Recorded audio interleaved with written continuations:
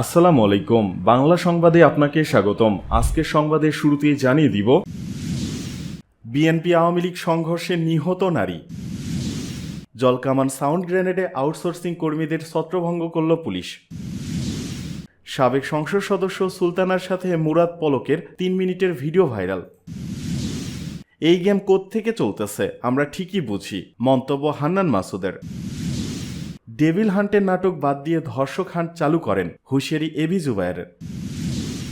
হত্যাচেষ্টার অভিযোগে বৈষম্য বিরোধী ছাত্র আন্দোলনের নেতা বহিষ্কার। ঐক্যবদ্ধ থাকলে নতুন করে ফ্যাসিস্ট তৈরি হবে না, মন্তব্য মিজানুর রহমান আজহারীর। বিএনপি আওয়ামী লীগ সংঘর্ষে নিহত নারী। রাজশাহী জেলার দুর্গাপুরে জমিজমা সংক্রান্ত বিরোধের কারণে সংঘর্ষের ঘটনা ঘটে। এই সংঘর্ষে বিএনপি ও আওয়ামী লীগ সমর্থকদের মধ্যে তীব্র মারপিট এবং সহিংসতা হয়, যার ফলে ফেরদৌসী আরা নামের এক নারী নিহত হন। স্থানীয় পুলিশ জানিয়েছে, আহত অবস্থায় এক নারীকে দুর্গাপুর স্বাস্থ্যকেন্দ্রে নিয়ে গেলে চিকিৎসকরা তাকে মৃত ঘোষণা করেন। এই সংঘর্ষের মূল কারণ হল দীর্ঘদিন ধরে দুর্গাপুরের তিয়ারকুড়ি গ্রামে বিএনপি কর্মী মামুন ও তার পরিবারের সদস্যদের এবং আওয়ামী লীগ নেতা রিয়াজুল ও তার পরিবারের সদস্যদের মধ্যে জমিজমা নিয়ে বিরোধ চলে আসছিল। শনিবার সকালে এই বিরোধ চরম আকার ধারণ করলে দুই পক্ষের মধ্যে সংঘর্ষ ঘটে এবং ছুরিকাঘাতে ফেরদৌসী আরা নিহত হন। সংঘর্ষে আরও প্রায় 15 জন আহত হয়েছেন এবং তাদেরকে দুর্গাপুর উপজেলা স্বাস্থ্যকেন্দ্রে চিকিৎসা দেওয়া হচ্ছে। এই সংঘর্ষের পর পুলিশ ঘটনাস্থলে পৌঁছে পরিস্থিতি নিয়ন্ত্রণে আনে। ঘটনার ব্যাপারে তদন্ত চলছে এবং উক্ত ঘটনায় দোষীদের বিরুদ্ধে ব্যবস্থা নেওয়ার জন্য পুলিশের কার্যক্রম চলছে। এদিকে জলকামান সাউন্ড গ্রেনেডে আউটসোর্সিং কর্মীদের ছত্রভঙ্গ করল পুলিশ। চাকরি স্থায়ী করার দাবিতে রাজধানীর জাতীয় প্রেস ক্লাবের সামনে সড়ক অবরোধ করে অবস্থান নেওয়া বাংলাদেশ আউটসোর্সিং কর্মচারীদের জলকামান সাউন্ড গ্রেনেড নিক্ষেপ করে ছত্রভঙ্গ করে দিয়েছে পুলিশ। শনিবার দুপুর 3টার পর থেকে তারা জাতীয় প্রেস ক্লাবের সামনের রাস্তায় অবস্থান নেন। এর ফলে সচিবালয় ও আশেপাশের এলাকায় তীব্র যানজট সৃষ্টি হয়েছে। পুলিশ বারবার সড়ক থেকে সরে যাওয়ার জন্য অনুরোধ করলেও সড়ক থেকে না সরলে বিকেল 5টার দিকে তাদের লক্ষ্য করে জলকামান ছোড়ে ও লাঠিচার্জ করে। সরেজমিনে দেখা গেছে 2 ঘন্টার বেশি সময় ধরে প্রেস ক্লাবের সামনে সড়ক অবরোধ করে রেখেছিল আউটসোর্সিং কর্মীরা। এতে সচিবালয় ও আশেপাশের এলাকায় তীব্র যানজট সৃষ্টি হয়। পরে পুলিশের ঊর্ধ্বতন কর্মকর্তারা অবরোধকারীদের বারবার সড়ক থেকে সরে যাওয়ার জন্য অনুরোধ করেন। কেউ তাতে কর্ণপাত না করে জলকামান ও সাউন্ড গ্রেনেড নিক্ষেপ করা হয়। বিক্ষোভকারীদের উপর 5টি সাউন্ড গ্রেনেড নিক্ষেপ করে পুলিশ। এ সময় 2 জন আহত হয়েছেন। এই অবস্থান কর্মসূচিতে দেশের বিভিন্ন জায়গা থেকে আসা কয়েকশো আউটসোর্সিং কর্মী অংশ নিয়েছেন।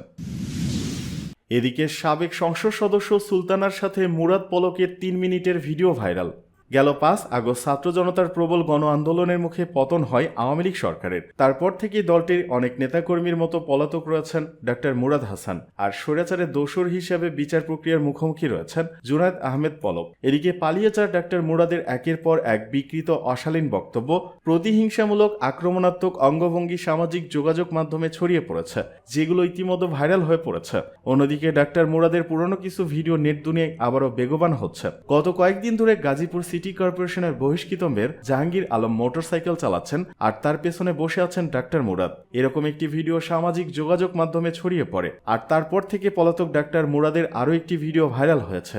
ভিডিওটিতে বন্ধু তোর বারাত নিয়ে আমি যাব গানটিতে কণ্ঠ দিয়েছেন ডক্টর মুরাদ। ভিডিওতে আরও রয়েছেন আরেক দোসর জুনায়েদ আহমেদ পলক ও কুষ্টিয়া 4 এর সাবেক সংসদ সদস্য সুলতানা তরুণ। ভিডিওটিতে দেখা গেছে লুঙ্গি পরে কোমরে গামছা বেঁধে গ্রামীণ যুবক বেশে জুনায়েদ আহমেদ পলক তার প্রিয় শহরে বন্ধু ডক্টর মুরাদের অপেক্ষা করছেন।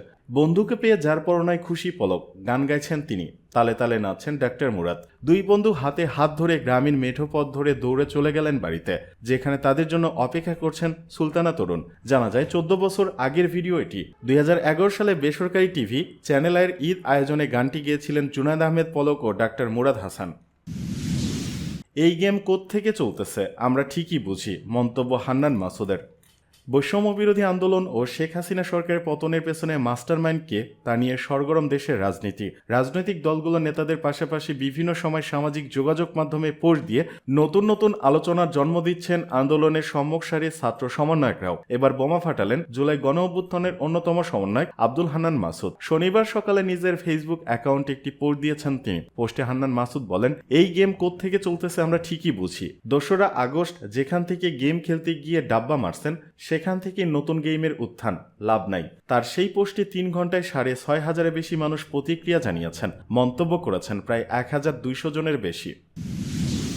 ডেভিল হান্টের নাটক বাদ দিয়ে ধর্ষক হান্ট চালু করেন, হুঁশিয়ারি এবি জুবায়েরের। গত কয়েকদিন ধরে দেশে ধর্ষণের ঘটনা অনেক বেড়ে গিয়েছে।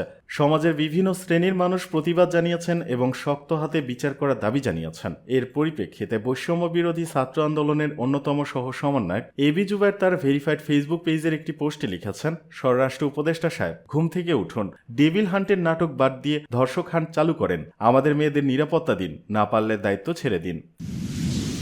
এদিকে হত্যা চেষ্টার অভিযোগে বৈষম্য বিরোধী ছাত্র আন্দোলনের নেতা বহিষ্কার। বৈষম্য বিরোধী ছাত্র আন্দোলন রংপুর জেলা শাখার আহ্বায়ক ইমরান আহমেদ ও সদস্য সচিব ডক্টর আশফাক আহমেদ জামিলকে হত্যা চেষ্টার পরিকল্পনার বিষয়ে একটি কল রেকর্ড ফাঁস হয়েছে। 21 ফেব্রুয়ারি রাতে প্রেস বিজ্ঞপ্তিতে উল্লেখ করা হয়, এই ঘটনার সঙ্গে জড়িত থাকার অভিযোগে সংগঠনের সাংগঠনিক সম্পাদক তানজিম আলম তাসিনকে বহিষ্কার করা হয়েছে। শুক্রবার রাতে 12:30টার দিকে বিষয়টি এক বার্তার মাধ্যমে নিশ্চিত করেছেন বৈষম্য বিরোধী ছাত্র আন্দোলন রংপুর জেলা শাখার মুখ্য সংগঠক রিফাত হাসান। বহিষ্কারের নোটিশটি বৈষম্য বিরোধী ছাত্র আন্দোলন রংপুর ফেসবুক পেজেও দেওয়া হয়েছে সংগঠনের পক্ষ থেকে। বহিষ্কারের পর থেকে তানজিম আলম তাসিনের সঙ্গে বৈষম্য বিরোধী ছাত্র আন্দোলনের কোনো সম্পর্ক থাকবে না বলে জানানো হয়েছে। তবে হত্যা চেষ্টার পরিকল্পনার বিষয়ে কল রেকর্ডে আরও কি কথা হয়েছে, এছাড়া অন্য কোনো বিষয় ছিল কিনা তা জানা যায়নি। ঐক্যবদ্ধ থাকলে নতুন করে ফ্যাসিস্ট তৈরি হবে না, মন্তব্য মিজানুর রহমান আজহারীর।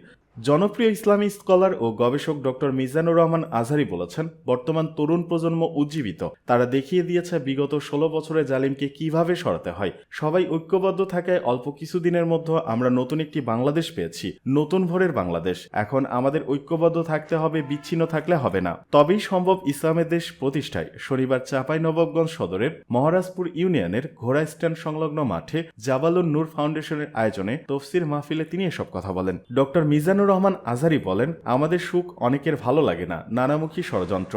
এমন এক দেশের পাশে আমরা প্রতিবেশী হয়ে আসছি, আমাদের বুঝে শুনে পদক্ষেপ নিতে হয়। যদি সকলে মিলে ঐক্যবদ্ধ থাকি তাহলে কেউ আমাদের কিছু করতে পারবে না। তিনি বলেন, আমরা এমন এক রাজনৈতিক বন্দোবস্ত চাই যেখানে কেউ কাউকে জুলুম করার সাহস দেখাবে না, নতুন করে ফ্যাসিস্টরা আর দুঃসাহস দেখাতে পারবে না। নতুন ভোরের বাংলাদেশে আমরা পুনরাবৃত্তি চাই না। তিনি আরো বলেন, আমাদের বিশ্ববিদ্যালয় ক্যাম্পাসগুলোতে উন্নত মানের রিসার্চ হোক, যেগুলো আমরা অন্যান্য দেশে দেখি যে ছাত্রদের হাতে কলম লেগেছে, সেই হাতে অস্ত্রের স্পর্শ না লাগুক। নতুন বাংলাদেশে বুক ভরার স্বপ্ন নিয়ে এগোতে চাই। এক রাজনৈতিক দল অন্য রাজনৈতিক দলকে সম্মান করবে, শ্রদ্ধা করবে, এমন নেতা আমরা চাই। যে নেতা অসুস্থ হলে সারা দেশের মানুষ জায়নামাজ বিছিয়ে মনাজাতের চোখে পানি ছেড়ে তার জন্য দোয়া করবে।